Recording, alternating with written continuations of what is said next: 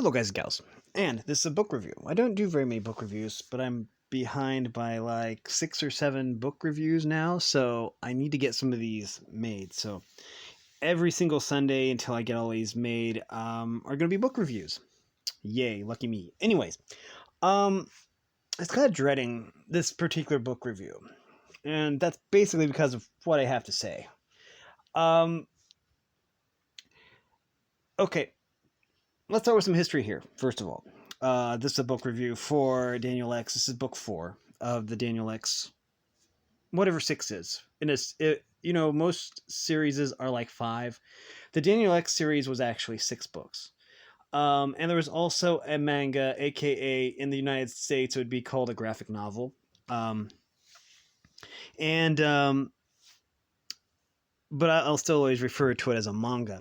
But anyways, there was a manga based off of Daniel X. And according to the libraries, it basically was released, I believe, between books 1 and 2. But what they did was they took this graphic novel, manga, and they basically turned it into book 4. So this is basically the manga. Now, that does raise some problems, basically. Don't get me wrong. I love the Daniel X series. It is amazing. Also, this is a book by James Patterson and Ned Rust. I've never read anything else. Well, I read Zoo, I believe, by James Patterson, and I don't think I've ever read anything by Ned Rust. But I really enjoy their stuff. I enjoyed this book. The problem is that okay, it's kind of like basically they took a manga and they converted it into a book, and you get the same problems that you get when you convert a book into a movie, because they'll drop some stuff. And what's weird is they drop some stuff from this book that they didn't drop from book 5, and the stuff that made book 5 amazing. What I really like about the Daniel X book series is they never push a worldview. Doesn't matter, what it's about. They never push a worldview. Even if they mention like religion or something, they don't really, push a worldview. And I feel that had they kept some of that from the manga and contributed and put it into book 4, it would have been so much better. I'm not saying the book is bad. It's not. It's a very good book. You should read every single Daniel X book there is, including the manga, because it's amazing. And I wish there was more to this series than a manga and 6 books, because it's just a franchise that is really, really, in my opinion, very, very good. It's a franchise that I basically found on accident, and I really, really like. And really, it got me back into reading, like, in full force.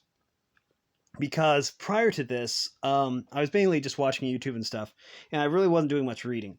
But when I discovered this series, then it really got me into reading. So then, let's see, I read all the Daniel X books, which were 6 books.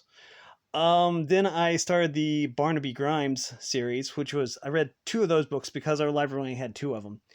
But by then I started reading the Wings of Fire series, and I'm on book 7, I think, of that, of like 15. I probably will read all 28 of those books too. Then I'll go back to Barnaby Grimes, because I've got 2 more of those books I need to read. And then I'll probably start the Edge Chronicles, I believe, and I hear that Mistborn is pretty good too. So I might try that one also. So I've got a lot on my plate, actually, and I owe a lot to this franchise for getting me back into reading full force, and I really appreciate that. I'll go more into this when I review book 5, because I really go into great detail about them, because I basically, the first Daniel X book put the entire franchise, the entire series, into my top 5 best series I've ever read. That was book 1. Book 5 basically put it... Sorry.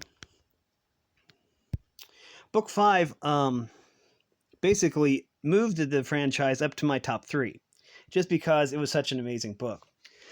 Um, One of the problems I have with the book, and it's more of a gripe, I guess. Um,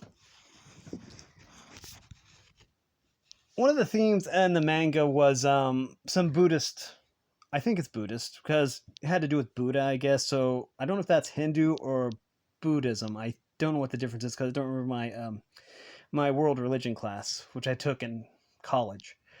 But there were themes of Buddhism, reincarnation, rebirth, stuff like that, that they seem to have like scrubbed from the fourth book, and it really, I personally felt that that kind of really highlighted what made the manga really really good was um I get why they did it, I guess, but then in the fifth book, spoiler alert, they used basically the book of Revelations, because it's kind of about Armageddon, stuff like that. And again, the Daniel X series never really pushed a worldview, even when they use a religious text like say the book of Revelations. There's never they never push a worldview, which is really really cool, and that's one of the reasons that the series is so good. Now, I just feel that it could have been so much better had they not scrubbed all the mentions of reincarnation, all the esoteric thoughts and ideas from the fourth book. It just felt like the book was kind of sterilized, Um, with permission, I would probably have rewritten the entire book to reincorporate the stuff from the manga back into the fourth book because I feel that that's lacking. There were of course some fundamental differences because you have a continuity issue now because this was originally book 1.5 and they're making it book 4 after things have happened in book 3 with the time travel stuff. So they go back and they say, well, number 1 on the list makes it so Daniel can't time travel. And that's fine. I mean, they had to go back and retcon that because they're dealing with kind of a temporal thing here.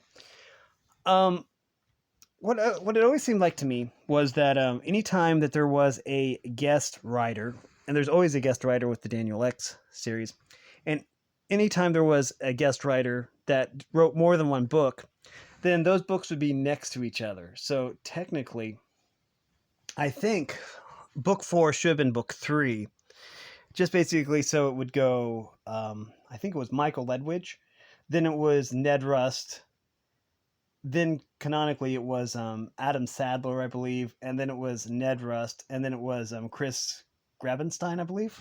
I've got the book right over here.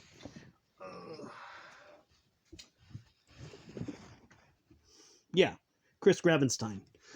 And then then he finished off the entire series with books 5 and 6. Now, book 4 was a departure from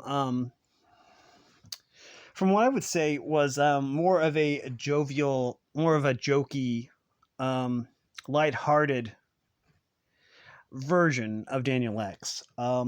Chris Grabenstein, I believe, if I'm not mistaken, writes children's horror. So basically, with book 5, the book kind of took a twist and became more horror like, and I think that was much needed. And excuse me, I think that was much needed and very very. I like it. I mean, I have to say that my favorite book of the entire series would be book 5 because, and I'll get into that when I review book 5 next week. Or if it's been like after next week, then you can probably just check the playlist and it'll be right after it. And you can just probably go right to it, skip the line. But anyways, I digress. I should talk about what the book is about instead of talking about the book itself. Anyways, I spent, oh boy, people aren't going to be happy. I spent 10 minutes talking about the book and I haven't talked about what the book is about yet. I'm terrible at these things, and I apologize. But anyways, in this book, Daniel and all of his friends, Dana and Willie and um, Joey and Emma, they go to Japan, and this time he's against two of the outlaws on the list. If you know about the list, then the list of alien outlaws on terra firma, aka Earth. If I remember right, I think it's 7 and 8 or 7 and 6. I think it's 7 and 6 actually. Anyways, it's a couple, and they run a gaming company. Kind of like Microsoft. Like um, what's his name? Yeah. So it'd be like Microsoft or something like that. It's this couple, this alien couple that basically they're popular. They're on social media and stuff like that, and they have like the hottest games around. And everyone is addicted to their games. Um, every single what I would say is every single Daniel X book has some kind of moral theme to it. I mean, one of them was reliance on technology, aka TV and stuff, and phones. Um, and 3 was I don't remember, to be honest. Um, but anyways, I think the theme for this one was maybe an over reliance on video games. And maybe moderation when it comes to video games also. Um, Basically, their plan was to basically get people so addicted to video games that they could be mind controlled. And they were basically powerful enough to do that because they're aliens, and they're bad guys. So yeah, bad guys being a blanket term for both genders. I do have to specify that. So anyways, it's up to Daniel and his friends, and I think his parents too. Yeah, it's definitely his parents too. To take on not only number 7 and 6 and 7 of the list, but also number 1 makes an appearance. The big number 1 on the list, the one who killed his parents. So there's that. Along the way, he meets another family, a nuclear family. Well, we used to call a nuclear family anyways. A mother, a father, a boy and a girl, brother and sister. That were also from Alparnak. So they're like from his home planet too. Now, what these people who run this game company do is they like to hunt endangered species to the point of extinction. So it's hard to tell how many species that they've wiped out, but they really want to wipe out the Alparnakians also. So then there's not very many left because in book 1, we found out that the evil dude from book 1 basically laid out an assault on the planet of Alparnak and killed a bunch of aliens. So basically, Daniel's species is basically an endangered species now too. What these alien outlaws like to do is they like to eat these, have people hunt down the endangered species and then they eat these endangered species. So yeah, they're not the nicest people around. Now, they do have a son, but he's nothing like his parents. And so Daniel goes about trying to befriend Kildare, who is their son. And it takes kind of a turn from the manga to several aspects at this point. And I could basically make a video just of how the manga differs from the book. I'd have to go to the library and get them to. And I have to borrow the manga again from Interlibrary Loan or something because our library doesn't have that one. That's how I had to get it in the first place. Also, I'd have to probably re-borrow books 1 and 2, because I do want to get a copy of books 1 and 2 of this series, just because I really like this franchise. But anyways, so yeah, it's up to Daniel and his friends to basically take down two of the big outlaw dudes off of the list. And it's really interesting. This is really a good book. I know I might have said otherwise, or may have come across as otherwise at the beginning, but I think everyone should read this book. I mean, read all the Daniel X books. But yeah. Yeah, it says right here, an epic story inspired by the graphic novel Daniel X Alien Hunter. And that is the name of the manga, so if you want to look it up. It is really a good book. And I think that it was really well written. I do want to put that out there. I feel it could have been better, though, had they incorporated more of the elements from the manga into the book. But that's just my opinion. Okay, another thing that I noticed is that it seemed like, and maybe this was the intent all along, was that the stakes kept getting higher. I mean, with the first book, the stakes were, kind of high, and then with 2, well, the stakes are a little bit higher now, and with book 3, the stakes are getting a little bit higher. Book 4, the stakes kind of, with the whole continuity thing, the stakes kind of took a step back, kind of like, but that kind of works too. Basically, as you take on outlaws that are higher up on the list, then of course the stakes are going to be higher. I mean, because I think it was number 3 they took out in book 3. I know it was really high up on the list. Phosphorus Beta, to the point where Phosphorus Beta was way too powerful to even be defeated to a certain extent, and so that's why he warranted such a high place on the list. But yeah, this is a franchise that if you haven't checked out, you probably should. Now, the thing that should be pointed out, and I try to point this out with every single review that I do of a book from this franchise, is that you can read the books in any order. I mean, because they do a really good job of explaining everything, every book. The exception to this would be reading book 6 first, because you kind of need to read book 5 before you read book 6. Other than that, and those should probably be read last.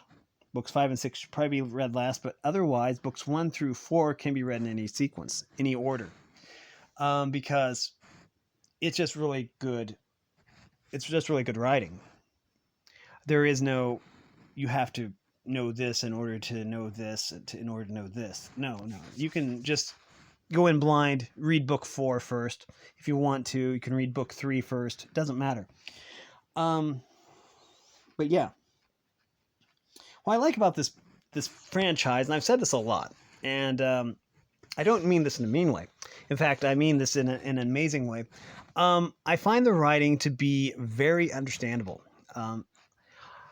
I would say simple in terms of that I can grasp what's being said, even if it is a highbrow concept. I mean, someone or the authors could probably write a book about like nuclear fusion and write it in their style, and I would understand it. I mean, they could basically go over textbook information and write a book about it, and it would be understandable because they are really good at getting across these high-minded concepts.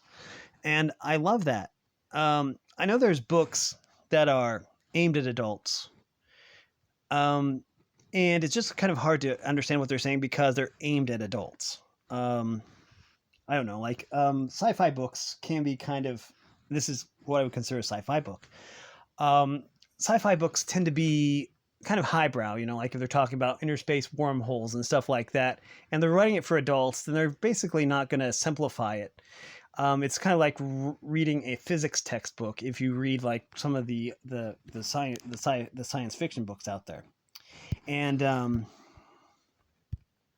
but yeah, that's why I kind of have been reading more of the books aimed at younger people, like the Wings of Fire series. The Barnaby Grimes series is basically also aimed at a younger audience, and I just find that the books like that to be easier for me to understand. It's easy for me to wrap my head around the concepts, and just overall, this is an amazing franchise, and one that you should really check out.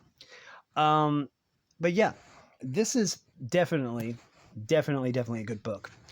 Um, I can't wait till next week when I get to basically review the fifth book because it's gonna be fun to talk about that one. I've been wanting to talk about that one for a long time.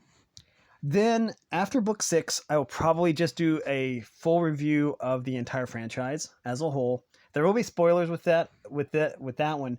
I try to avoid spoilers when I review individual books, but I do want to go over the entire franchise, the entire Daniel X franchise, all six books plus the manga, and go over that. That's gonna be fun too. That will be in 3 weeks. Wait, book five, book six, then the franchise. Okay, yeah. But yeah, um, that should be fun. But yeah, I know this one went a little bit long. I apologize for that. Um, I had a lot to say, but regardless of what I said, I do find these books to be amazing, and they are still way high up on my list of top series I've ever read. So make sure you check it out. But yeah, that's just my opinion, though. You can take my opinion or leave it. Either way, it's fine. If you like this content, make sure you like and subscribe, ring the bell so you know when I upload. Also, if you want to support me in any way or if you want to join the Discord server, all the information will be in the description below. And as always, thanks for watching, everyone. You are loved and have a great day.